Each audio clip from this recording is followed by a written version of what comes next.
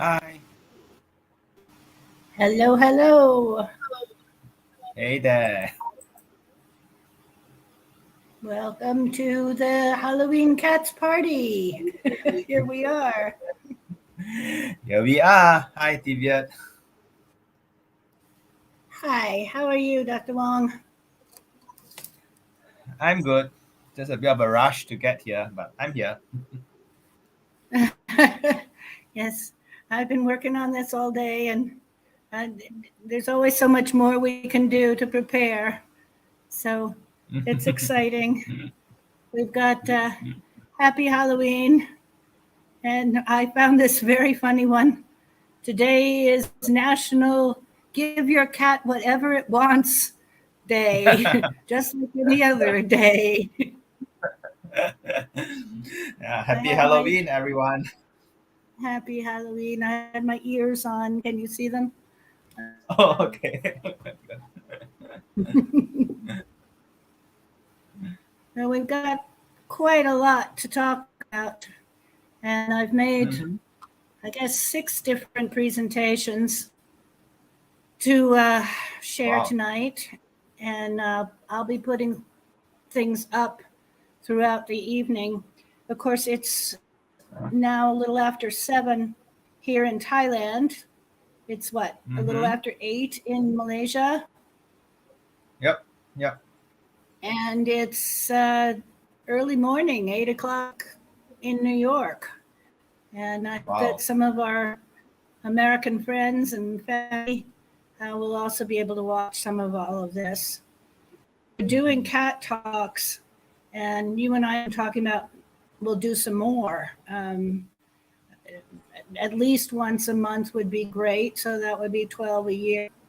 I think we can do that. Um, I certainly have a lot we've already posted in the past about cat care Mhm. and um, the issues of and cats community. And you and I talk in the spring, and we want to improve that because we had some technical glitches, which always seem to happen. But Mhm. the main thing is that for the future, our favorite topic, talking about animals, talking about cats. Also, I think you and I talking about virtual volunteering and social enterprise is an exciting thing. So what I've got right now is a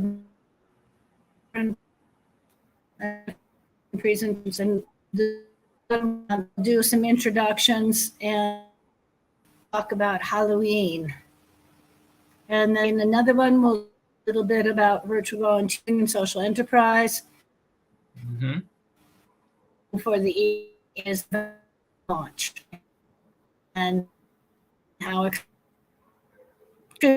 for cats trivia. And we also will have later on this evening and into which will be during the daytime, but it'll be nighttime here. Um, I will have some more spooky cat tales. Ooh. So That's good. let's That's good. talk about Halloween and cats. So let me introduce here's Dr. Wong, and we also Hi. are broadcasting right now on our YouTube channel, Cat Wow. Beach Penang or Cat Beach Sanctuary YouTube channel. I hope also to announce on Instagram and our other Facebook pages, and um, we'll rebroadcast some of this. It doesn't just have to be on Halloween; it can continue. Um, I do want to say, please support Cat Beach Sanctuary. This is why you and I are doing this.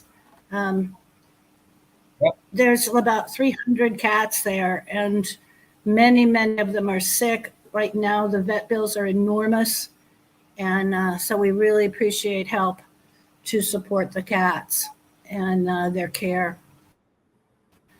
So tell me a little bit about your thoughts. You had some Halloween experiences. We will also look at social and volunteering. We'll look at the book launch. And as I say, I'll do some cattails. I am Teviot Fairservice. I'm a professor or instructor at Burapha University in Chanthaburi. I'm the co-founder of Cat Beach Sanctuary, and I co-founded also East West Fusion Theater. And we have a new spokesperson that I am introducing. This is Astro, and Astro's a lot of trouble. Astro rear end doesn't work very well, but is always into mischief.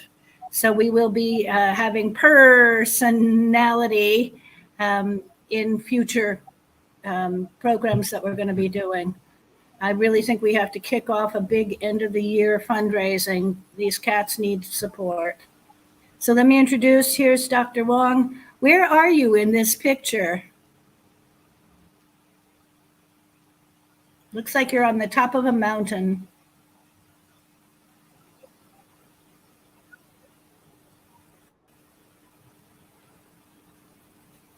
Oh, that picture was taken highest peak in Peninsular Malaysia. So it took us, our team, 3 to 4 days to reach it, to get there. And then the camp along the way, and lug all the things along. But it was an experience of a lifetime. It was great. Is that, what is the name of the mountain?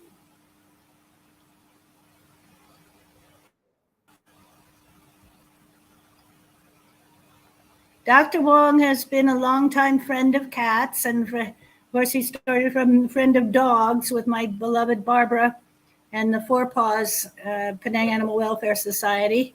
But here he is with some of our board of directors and good cat friends at various events that we've had through the years, including previous book launches. I think this was the launch of a book about becoming a student in the United States. Yep. Well, thanks for having me launch the books at your premise and helping me publicize the books. Really appreciate it.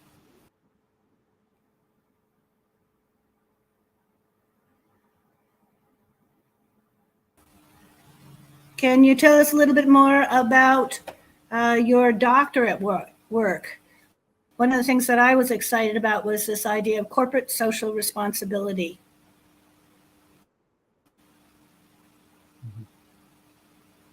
Yeah, actually, I did my research on CSR, and it wasn't exactly what I had originally planned. Initially, my thesis was on multinational companies and how they conduct CSR, but subsequently, it kind of like evolved or changed into the CSR of small companies, and I ended up doing, which are wet market traders, and it was amazing because these small traders, they do CSR not for the publicity or for the to to fulfill certain obligations. They do it from, in a sense, from the bottom of their heart.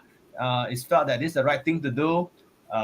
Even if we do business, we have to exercise some social responsiveness, and to me, that's more real than some of the so-called CSR done by big corporations, which tend to favor programs which generate publicity and public relations.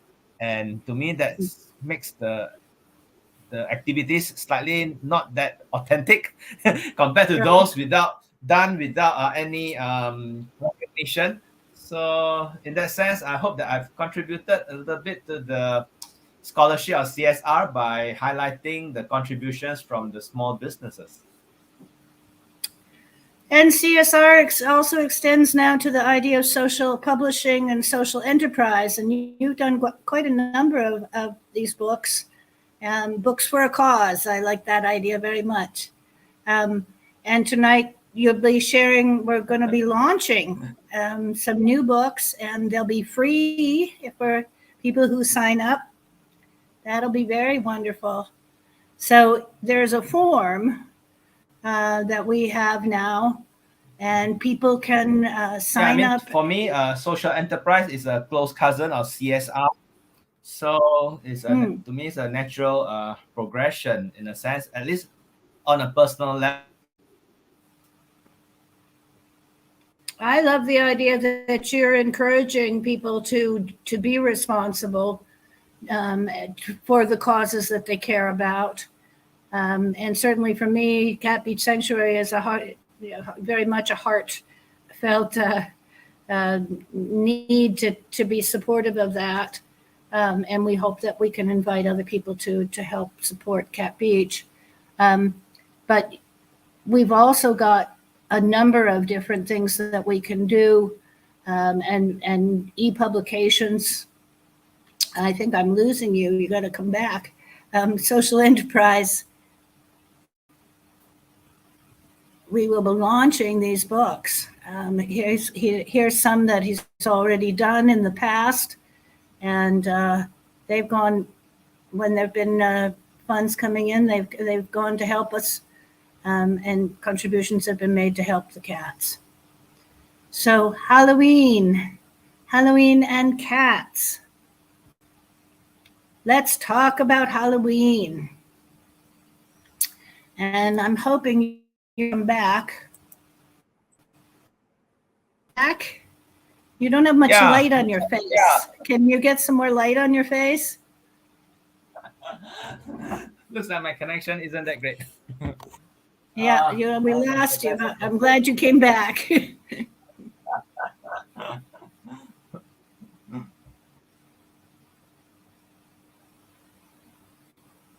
You mentioned you did have some Halloween experiences when you were in the United States. Oh yeah. Well, I was just in the States for a couple of years to do my undergrad, but as you probably know, I mean, it's a big thing in the States for Halloween, and I always thought that was kind of interesting because I mean, it's a celebration of all things scary, and Yes. and I can't remember which year. Was it my junior or sophomore year?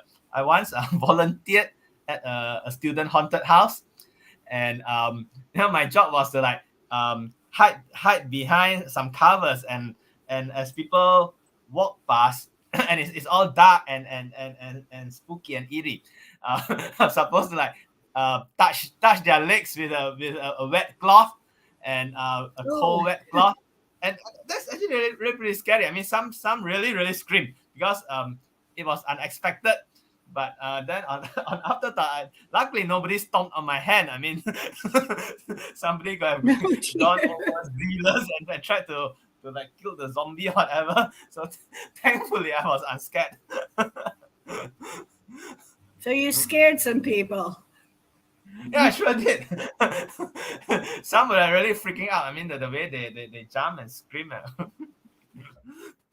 It can be very scary. See, I mean, to be scared is normally comes from something that's unexpected. Yeah, I remember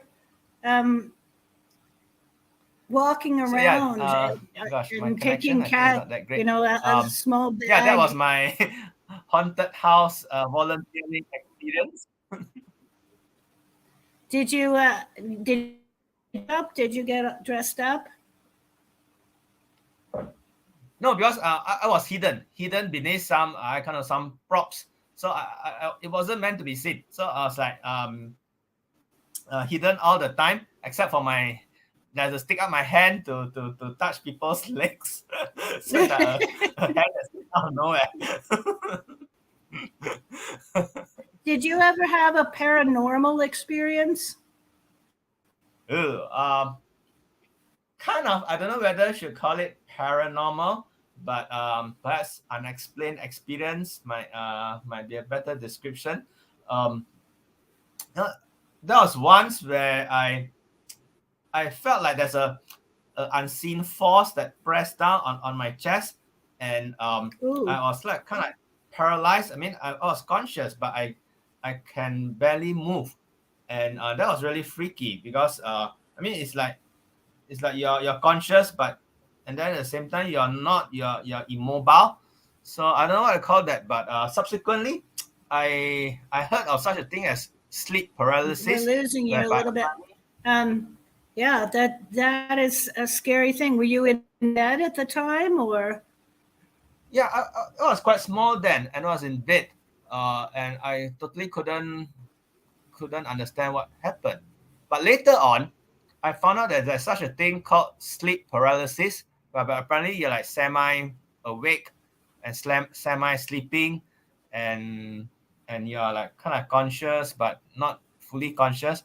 So I don't know whether that was it, or a more supernatural explanation would be would be some unseen force pressing down on me.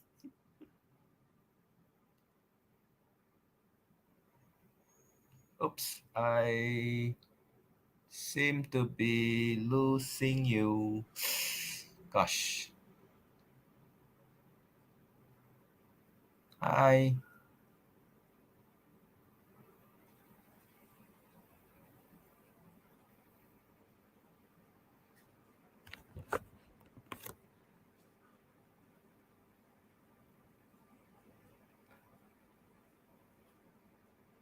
Hi.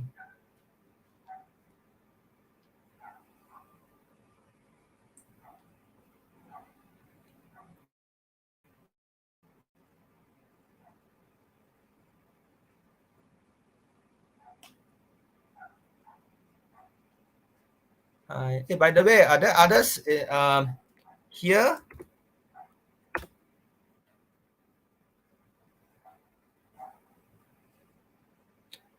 Anyone can hear and see me?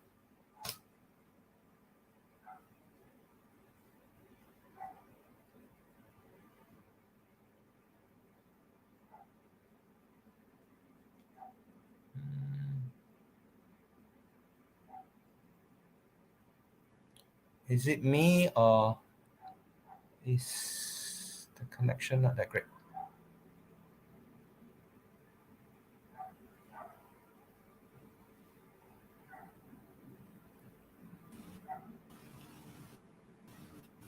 Oh, there you go. Elliot is back. Yeah, sorry, I think we're going to be contending with the internet issues. I think on both of our ends, it's difficult, but we'll just keep trying and keep going. Yep. And Yep. we've got lots to talk about, and we'll just try to see if I can get this to present again. Things got disconnected, and it's interesting. That's the reality that we're all having to deal with is the internet going to be working correctly? Are we going to be able to connect with each other across the planet here? Even though theoretically we can, sometimes, like just now, things disconnect, and that's kind of creepy, kind of Halloween-y. Hey, you should share your Halloween experience, Divya, to freak us out. Well, as a little girl, we would take a basket and we would go around the neighborhood and knock on the doors, and people would open their doors and we would say trick or treat, and then give us candy, and that was wonderful. It was a great way to meet your neighbors. It was an extraordinary thing. We really, it felt special and wonderful to be dressed up in whatever we wanted to be that year. I usually wanted to be a princess or a fairy. I was oftentimes a fairy. I think I was a cat a few times. But it was this idea that we could be changed, we could be transformed, and that was such a wonderful thing. And my parents both were involved in the theater, So we had great costumes. My mother was an amazing costume designer. She still is, and at age 95. Wow. But the idea that we could become something else other than and put ourselves in other people's shoes, I think, is an important concept. That we could, through the idea of Halloween, we could become scary, or we could become powerful, or we could become all kinds of things. And we didn't just have to be But hang on, how ourselves. does it? I mean, yeah, the trick Say or again? treat. I mean, the treat are the candies, right? I mean, when you go around trick or treating, the treat comes from the candy, right? So what happens if it's the trick? so, so do the house owners trick Sometimes you? they ask for a trick, yes. Oh, Well, the fun part was that my father was a pretty good magician. And so he would, uh, we had some wonderful Halloween oh, parties at our house, and he would do a whole magic show. And for many years, I wow. had his magic kit from back in the 1920s, when he was a little boy. And so I learned, a few things. And then later on, in later years, I got to work with some real magicians who were amazing. My father also Wow. really instilled in us all the idea that there is magic in the world, that miracles are possible. And I think that was a very special thing that my father, who was, an archaeologist and anthropologist, he really wanted us to understand that the world, there's a lot more than meets the eye. Yeah, And definitely. judging people, judging situations just on what you can see is not going to give you the full information. And my father, as an archaeologist, he looked back to the beginnings of civilization, and he was asking questions that maybe we would not be able to know in this lifetime, or on this planet, or in this reality. But they're questions like, how do we become civilized human beings? What are the basic things that we need in the world? So I think that Halloween is a great source of compassion, and also scared, and letting people get through being a. Um, it's interesting too. About the Mexican Day of the Dead, which starts tomorrow, where they're making loaves of bread that are with crosses on them, and scary things, and the idea that people go and have a picnic at the graveyard. That idea of looking at death in a very different way from the way that maybe civilization typically. A lot of people are really afraid about death, and I think it's an important. We're going to eventually go through it, aren't we? Yeah, it's inevitable. But I think there's a natural It inclination for all to want to continue living. So that's why there's a version of death in all civilizations, and different cultures deal with it differently. But what I can see is there's a common thread in that all cultures and religions wants to have some sort of after death continuity. I mean, that's the basis for all religions, be it through reincarnation, or believing in an afterlife in heaven, or a not so nice place. But there's always this idea that there's a continuity, and that's what drives lots of belief systems in the world. I think it's a marvelous idea that we, all of us, uh, need to think about, and consider the possibility that we're going to be here, or that there is another world that might be here. I don't know if Some people believe in reincarnation. Other people believe in ghosts. Many people don't, but I certainly have had for myself a lot of verification that there's more on heaven and earth than is dreamt of in our reality, as Shakespeare said at the end of Hamlet. That that we may think that we know everything, and it's never true. I totally second that. I mean, nobody has a monopoly of knowledge, and there's so much out there that's still unknown, and with that, there's always the possibility of worlds beyond what we are aware of. Yeah, that's part of it too, is being open to understanding that. One of the reasons I've loved living in Asia is that, certainly here in Thailand, it's very true, is almost every day I see things that I've never seen before, and I could never imagined. And that's part of the fun for me of being here. Did the background come in yet? Okay. I'm hoping that the background came back. Background is on. Okay. Well,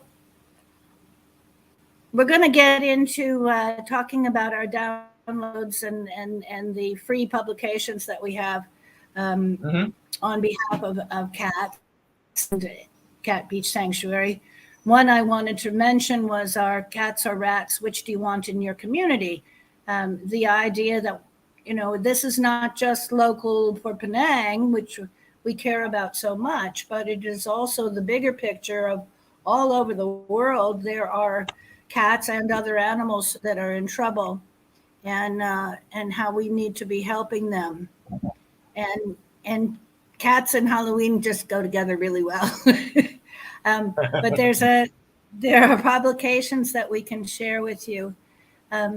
So I'm really hoping that people will also consider, because of the effort that you and I are putting in, and other people, to really help the cats. There are ways to donate, and I really hope that people will consider doing that, because I woke up this morning and there was less than 100 ringgit in the bank account. I'm like, oh no, somehow we have to get out. And October has been Cat Awareness Month, and certainly we see possibilities. Every cat at Cat Beach should be sterilized or spayed neutered, and we have the Operation Snip Snip program that we've done hundreds of cats so far with the Windsor Animal Hospital. But money of vaccinations, sterilization, standard care with parasite treatments, just that alone for one cat is a lot of money. But maybe 80 to 100 ringgit a month if you have a pet cat is an estimate. But then, you multiply that by 300 cats and it becomes a lot. We wanted to encourage people to stay tuned, because we will have other broadcasts coming up that we're just going to stop for a few minutes and start again, and keep posting through the day. And we do have a trivia game that we want to play. Now, you and I have also been talking about the possibility of doing some more live streams in the future. You were talking about the idea of a citizen anthropologist. What is that? I guess it's a bit of a crazy idea of mine, which I got from the idea of the concept of citizen scientist, whereby basically the idea is that science should be not just be in the hands of professional scientists, but the regular people can also partake in science. So when I extend this concept to social science, that why can't the regular folks be citizen anthropologists too, and do research and record on the various and wonderful cultures that we have all around us. And in this way, in a sense, we democratize social science and anthropology, making it public and not just the within the ownership of professional academics, and thereby we are able to enlarge this field and make it more relevant to the public. Because if we just confine anthropology to the academic arena, the reach is limited. And this is also why I pioneer this the ebooks of mine. I do write research papers for academic journals, and truth be told, those are only read by academicians and not by the public.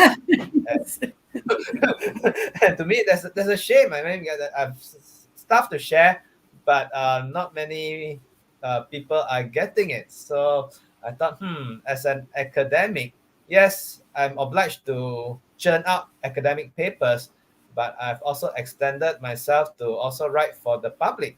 Hence my ebooks, which are more geared towards the public. And I believe that's something that academicians should do and not just be confined within our academic world. And the field of anthropology and social science is such that you need to get out there to be part of the social world. I mean, you cannot study anthropology behind a screen or in a library. You need to be out there in the field. And what better way to do it than to engage the public and get the citizens to also be engaged in this field. So that's basically my idea of citizen anthropologists. But obviously, support is needed, and perhaps some guidance too, and perhaps that's where we can help in our little ways to hopefully show some examples, like from the ebooks, and provide a platform for citizen anthropologists to record their works and even publish their works and share their works. And perhaps this is where Cat Beach and everyone can chip in to democratize social science and anthropology. Well, I think there's a learning curve for a lot of people, and yet right now I was teaching a class on digital marketing this term and looked at an incredible sort of explosion of materials about data and about corporate social responsibility and about what they call the UN Sustainable Development Goals, the SDGs, and the idea of social responsibility being everybody's responsibility. For me, a big thing is that, you just have to click and you can make a difference. I often talk about the idea that I might not be able to help the people in Ukraine right now, and the thousands and actually millions of animals that are suffering as a result of the war. And I don't have any money because I give all my money to the cats in Cat Beach, but I can use the power of social media, and I can click, and I can repost, and I can start a crowdfunding page. Here is the fundraising page for Cat Beach on Simply Giving, but there are many other crowdfunding. We have we're also on GoFundMe, and there's another one, Launch Good, and there are many of these. The Kita Fund. This is a way that just by sitting at your computer or your phone or your tablet, you can change the world. Or at least, one cat at a time could be helped, which would be great. So that's something I think we can talk about in future live streams. I think getting into what the SDG goals are, what the Sustainable Development Goals are, is something that I think everybody should know about, and most people don't. I do hope people will come visit Cat Beach. The cats there are so adorable and so lovely. And we want to thank people who are joining us, and get people to sign up and ask for one of the books that we're going to be talking about in one of our next sessions. Cat Beach is open pretty much every day because there's no days off from taking care of cats. And we also have the Second Chances for Cats charity shop, which we're looking for volunteers. We're always looking for people to help out and workers. Cat Beach is a no-kill cats-only home for about 300 abused and abandoned and cats that have been hit by cars, cats that have accidents and illnesses, all sorts of desperate life or death situations. And we realized that somebody had to do for cat, a place that's a last resort, a beach resort for homeless cats. And then we have the Second Chances charity store, and we now have it online. We will soon be able to have books for sale and all sorts of things. At the charity store, we've got over 1,000 books for book lovers. And different ways of donating. And we're always happy to share that. All that people have to do is send us a message or go to catbeachpenang.com or go to the Cat Beach helpline. And we do have a mailing list, and we're trying to build that up. And we thank people for coming. So this is the end of part 1, and we're going to take a little break, and we'll come back with part 2, which will be talking about social enterprise and volunteering. Are you cool? Cool. Yeah, great start. Okay. We'll see you in a couple of minutes here. I'm going to end the broadcast, and we'll start a new one in a minute. Okay.